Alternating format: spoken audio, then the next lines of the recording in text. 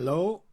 So, I'm coming back to you today with a live broadcast on narcissism.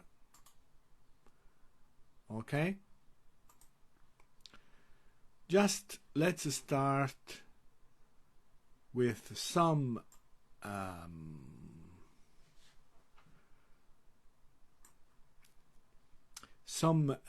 visual from the internet.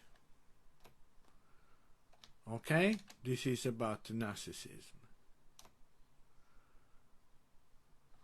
Wait a second, and I'll show you what I mean by that.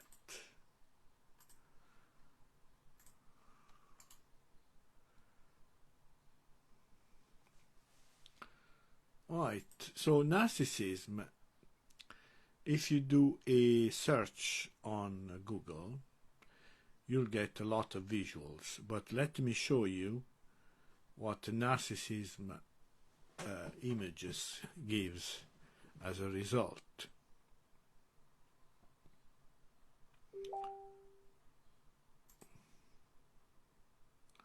Okay, so be patient and I'll show you what narcissism is about. Okay? I structured this video with an introduction, then I'll tell you what is narcissism. I will talk to you about Freud as a precursor of concept of narcissism. I will then show the characteristics of a narcissistic personality. We'll talk about theories, effects of a narcissist on family, individual and friends, and on society. And then we'll give a brief overview of the treatments. Okay? So be patient, stay with me, and we will have a clear overlook of this. Just give me a second.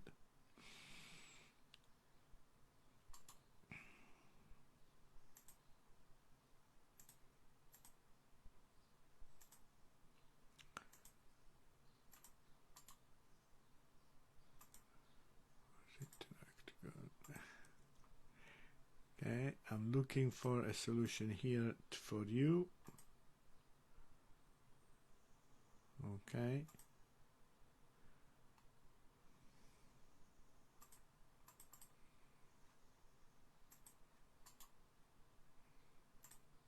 Right. So let's look at some images first.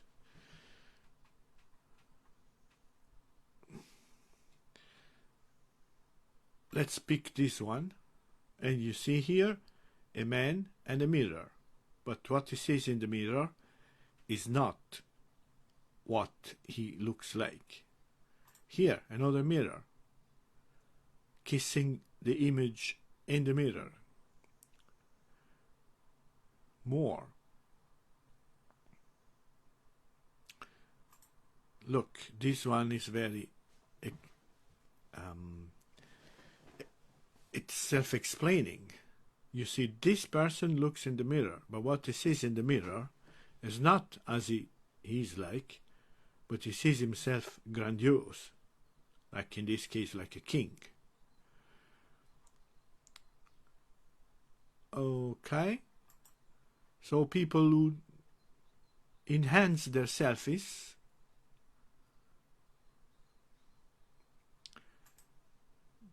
people who are focused extremely or exclusively on themselves. Look, this picture, for example, here you have Obama and says, let's talk about my book to the children, or I love me. But this is not self-love, okay? This is a distorted perception of yourself, okay? Actually, the narcissist has a diminished view of himself or herself, but it projects a much better vision. So, for example, see if we find an image that shows you what I mean. Okay, let's look at this picture. This is Narcissus. What happens? The term narcissism derives from the Greek myth of Narcissus. You see here Narcissus looking at his reflection in the pond, in the lake, right? But as soon as his picture, right, he falls in love with the picture. So he falls in love with himself. This love is so powerful that he's drained to the water and he dies, drowning into the water, attracted by his own reflection. So Sigmund Freud, this psychologist, doctor of the 1800s, he is considered the father of what is called the psychoanalysis, okay, was the first to use this myth to illustrate the psychological condition of narcissism. Okay, this disorder, therefore, is named from the mythological figure of Narcissus, who fell in love with his own reflection. According to Sigmund Freud, narcissism is a normal stage in child development, so the love for yourself. But it is considered a disorder when it occurs after puberty. So you may say now, so if I love myself, I'm a narcissist and I have a psychological disorder. No. The psychiatric recognition by the American Psychiatric Association came only in 1980 with the introduction of the diagnostic category of the narcissistic personality disorder, short NPD, in their diagnostic manual. Now, why narcissistic personality disorder is a mental condition?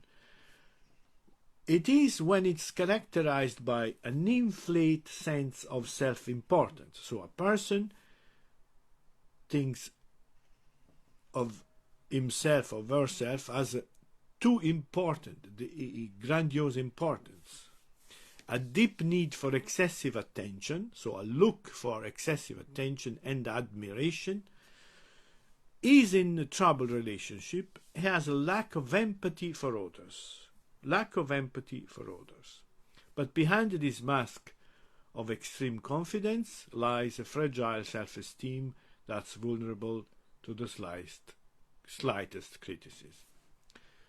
We can then describe the narcissist as an arrogant, self-centered, manipulative and demanding person who may also be convinced that they deserve special treatment. People who think that they deserve special treatment. These characteristics typically begin in early adulthood and must be consistently evident in multiple contexts, such as at work and in relationships. Because they believe they are unique or gifted in some way, people with NPD often try to associate with other people who can enhance their own self-esteem. They are looking for constant admiration and attention and have difficulty tolerating criticism or defeat. So, the precursor of a concept of narcissism is this Sigmund Freud. In his work on narcissism in 1914, Sigmund Freud introduced the concept of narcissism as an adoration of ourselves as object of sexual desire.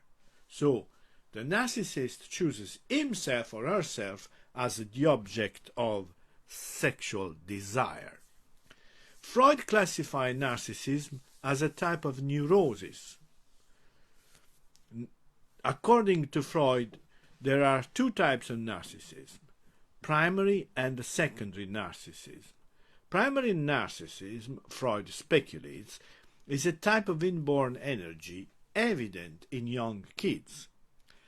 As the child grows, though, this primary narcissism is directed outwards. So the libido, the sexual energy, is not directed toward the I, but outwards, toward objects which are objects of desire, not material objects, which are outside the I. We are in presence of the secondary narcissism when the individuals turn the affection for objects and people back on themselves. As a result, the individual becomes cut off from society and disinterested in others. The low self-esteem typical of a narcissist is due to their inability to express love to others and have it expressed back to them, and such a person is tormented by shame, guilt, and is often very defensive. Quote, the libido, so the sexual energy, the love energy that has been withdrawn from the external world is redirected toward the ego. Hence the narcissistic personality. Let's see more in detail some characteristics. I will make some names, don't mind them, just to show that there are people, scholars, doctors, and psychiatrists, therefore, that have studied this disorder.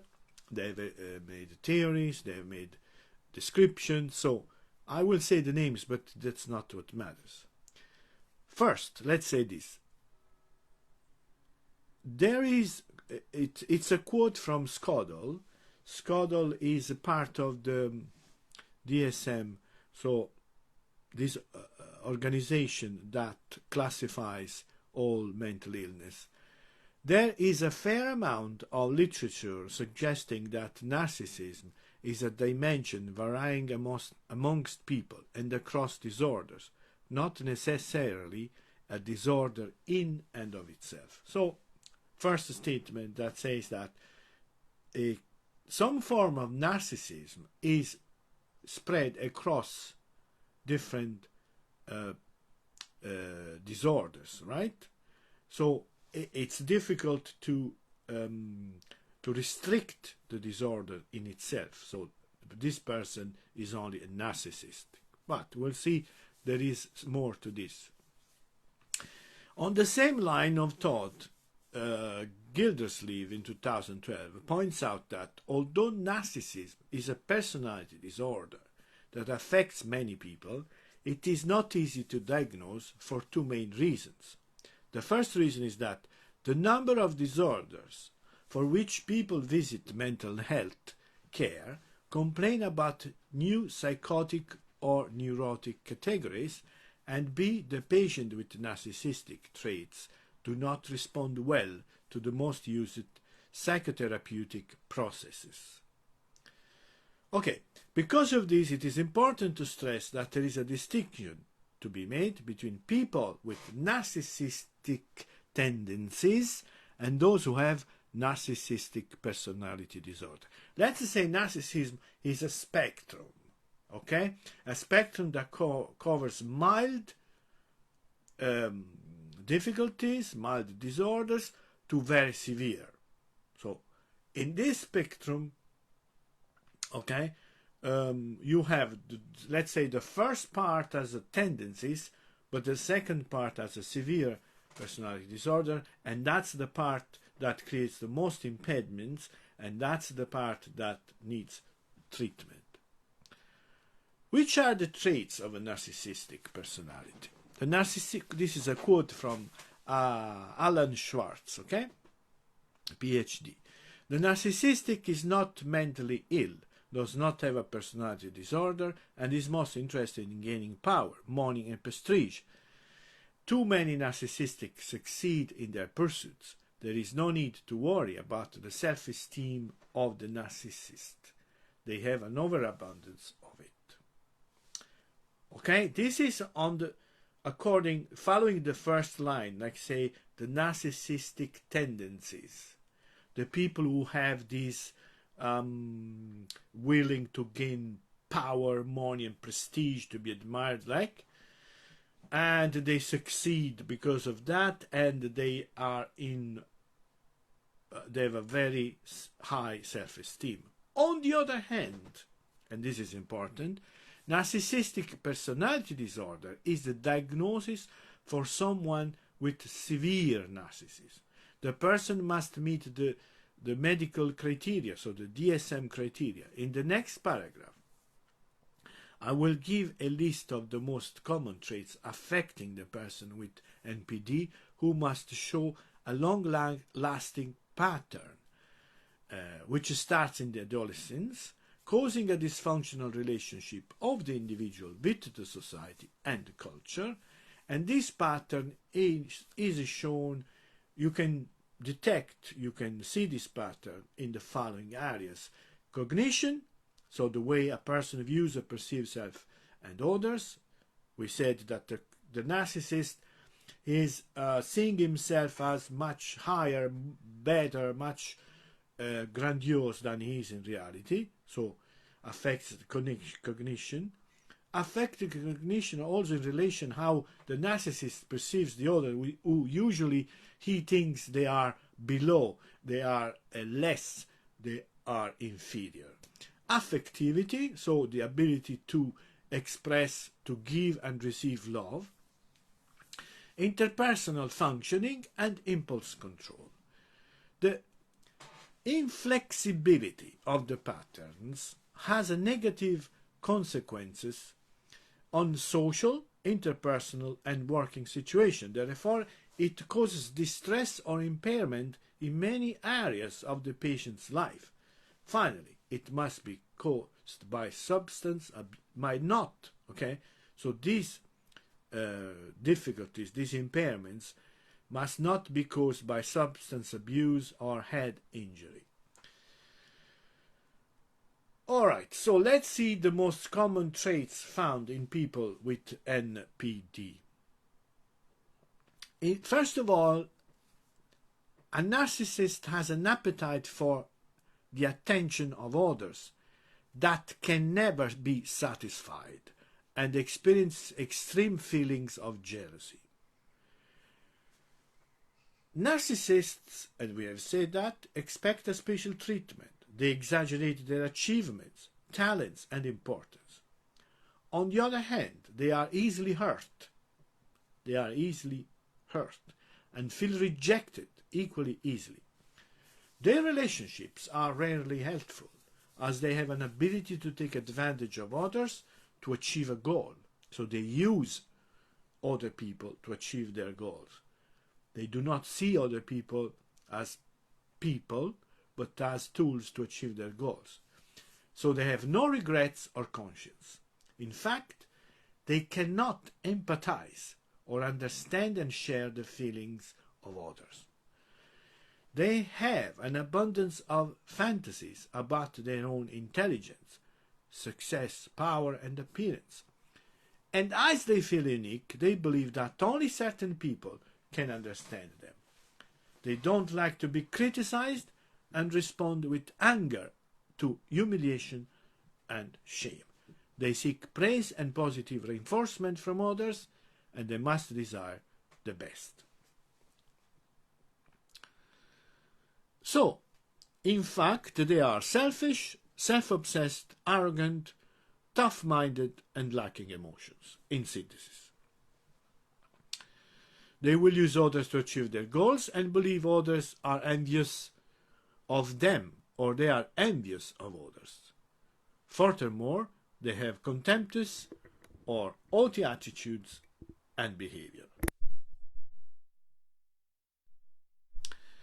Let's see now some theories some theories that trying to explain narcissism.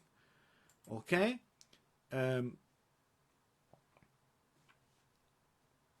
So see here before that, let's look at some visual again.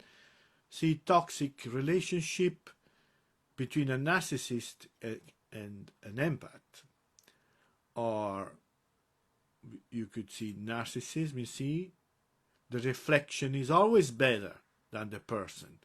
The need to always reassure by looking in a mirror as better than they are. See, this is a modern version of narcissism. Actually, we will talk about Christopher Lasch in a moment.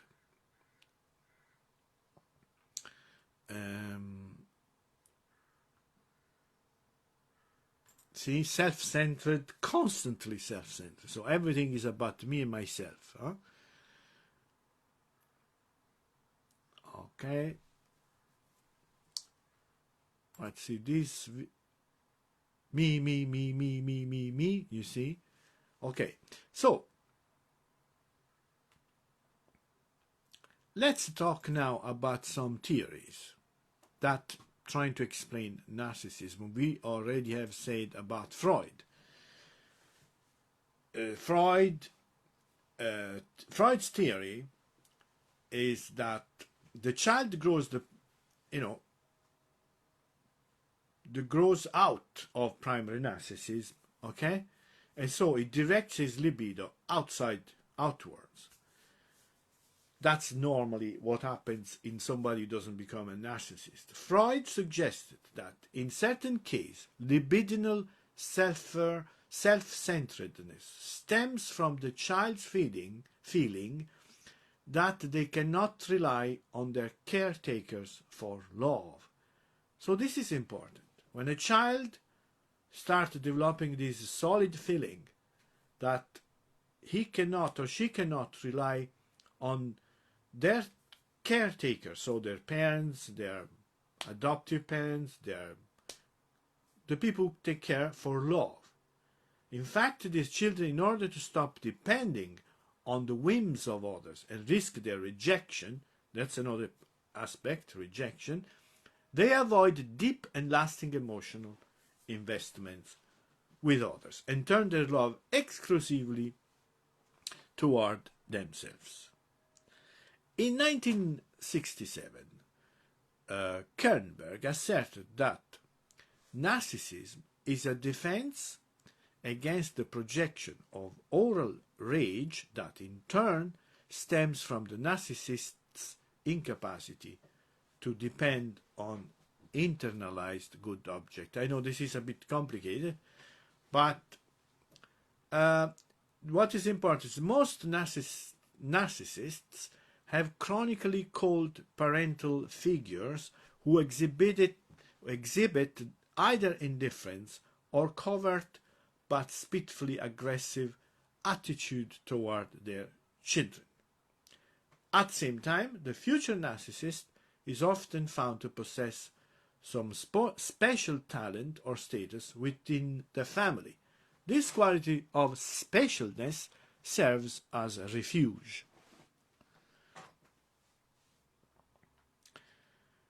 So, Kohut in 1971, another theorist, rejects the traditional Freudian and, we said, Kernbergian thesis that narcissistic self-investment results from a defensive withdrawal of object love attachment following a pattern of chronic parental coldness or vengeful spite. So we will not go into this, but we say the most preeminent features of Kohut theories are low self-esteem, so narcissism is based on low self-esteem, tendency toward periodic hypochondriasis, and feeling of emptiness or deadness. There are other approaches and theories on narcissism, but we do not have the time.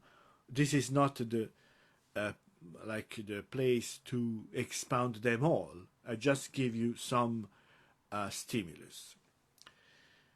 Another interesting aspect of narcissism, it's what is called cultural narcissism.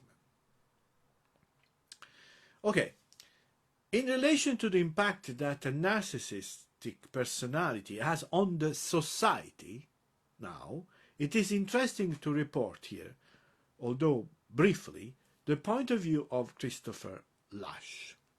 In 1979, Christopher Lasch wrote the book The Culture of Narcissism. He was a historian at the University of Rochester and in the United States. Mr. Lasch took the clinical term of narcissism and used it to diagnose a pathology that seemed to have spread to all corners of American life. The narcissist, driven by repressed rage and self-hatred, escapes into a grandiose self-conception, using other people as instrument of gratification. We have said that for the individual, right? The narcissist is fascinated with fame and celebrity. This is the important point in society. The fear of competition, the inability to suspend disbelief, the shallowness and transitory quality of personal relations, the horror of death. Okay, we have seen all these traits earlier on, but the book argues that our modern society has produced a culture in which the psychological pathology of narcissism has been normalized. So it's normal to be a pathological narcissist. He supports this argument with analysis of a wide range of cultural, artistic, and social phenomena in mid-century America, including political movements. Even the culture of self-development and therapy is based on a society responsible to mass-produce an I, the I, ego, which is grandiose but vulnerable, a species of false self. Right. I know it's very it's a summary, very short. It doesn't give. But what it is important is to say that society events, phenomena, are being characterized by narcissism. Just as an input, think about what happens on a social network. When you see the large amount of selfies about me on a social network, then you see that's normal. It's normal people doing that. People showing their private stuff, themselves, it's about themselves. They want to become famous for nothing. So narcissism, it's even more an interesting criteria to understand what's happening, although not exclusively from this point of view, from the point of view of Christopher Lasch. There is another aspect of narcissism which is called malignant narcissism. Malignant narcissism is a psychological syndrome comprising an extreme mix of narcissism, antisocial behavior, aggression, and sadism. Grandiose and always ready to raise hostility level, the malignant narcissist undermines family and organization in which they are involved, and they humanize the people with whom they associate. Now, let me give you a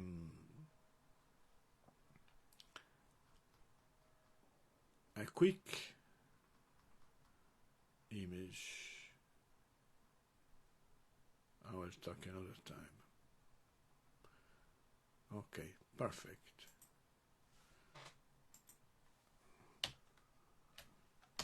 I want to show you something. Like malignant narcissism, for example. Malignant narcissism.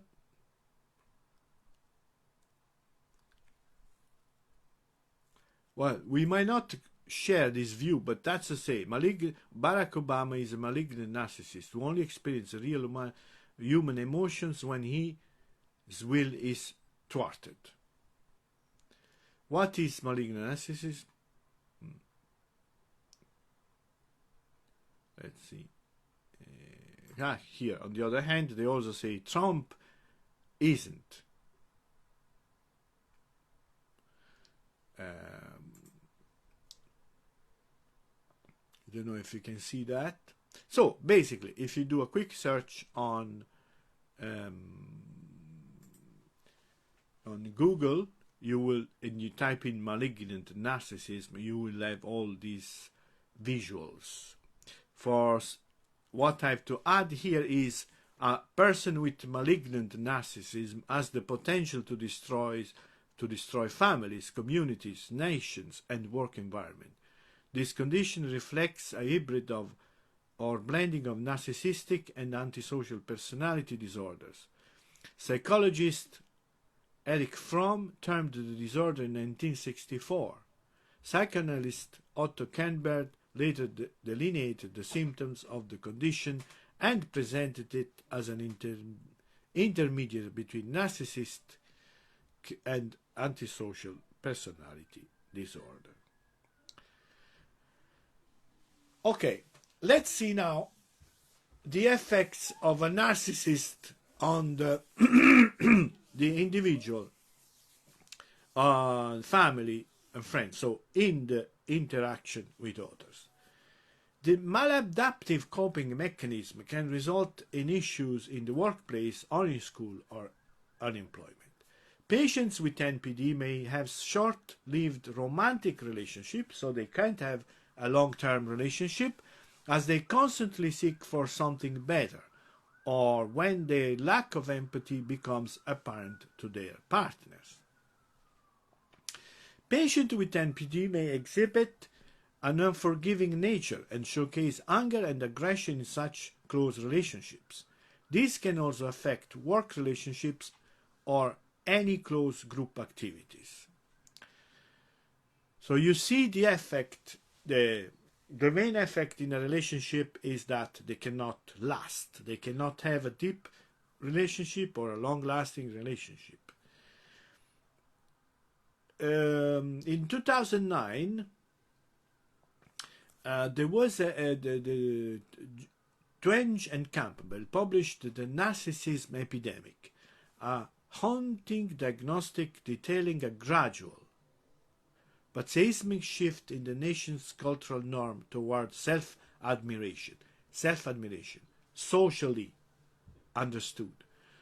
Although certainly not all the consequences of heightened self-esteem are negative, this cultural phenomenon was described as destructive to American society at an extreme, damaging the reciprocity that binds family,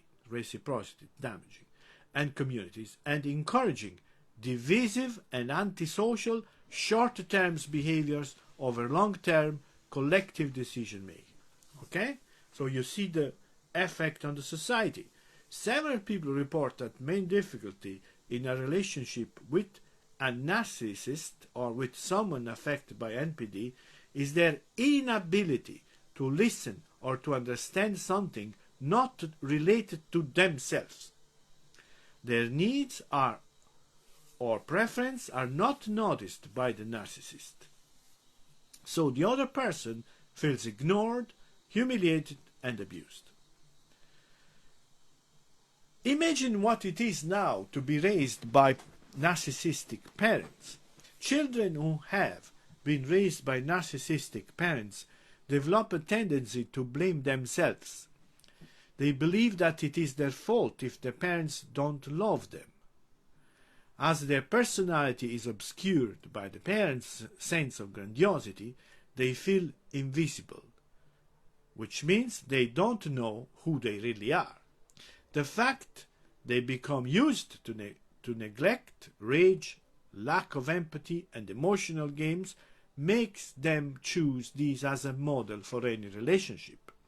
They develop insecure attachment, do not trust people, and become incapable of emotional intimacy. It is common for these children to become narcissistic themselves.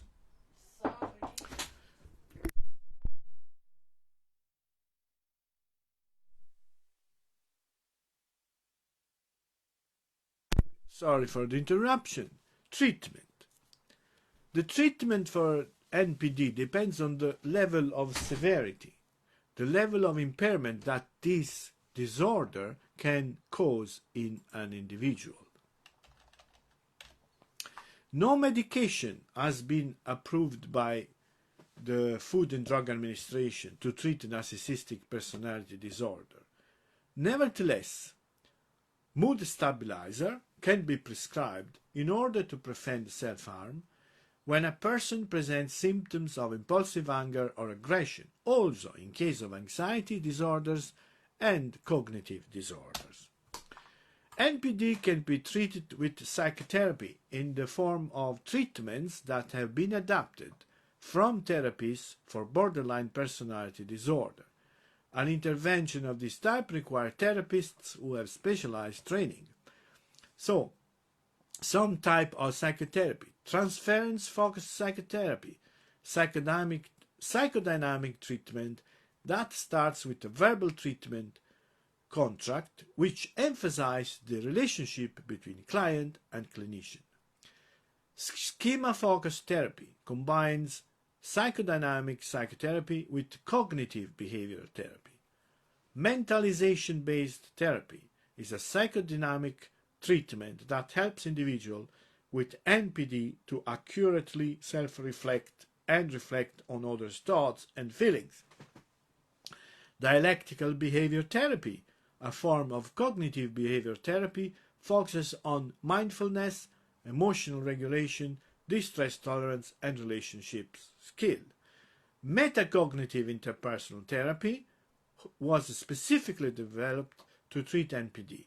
It consists of two stages: stage setting and change promoting. Supportive psychotherapy combines psychodynamic and cognitive behavior treatment along with medication when appropriate. So, in conclusion, we have seen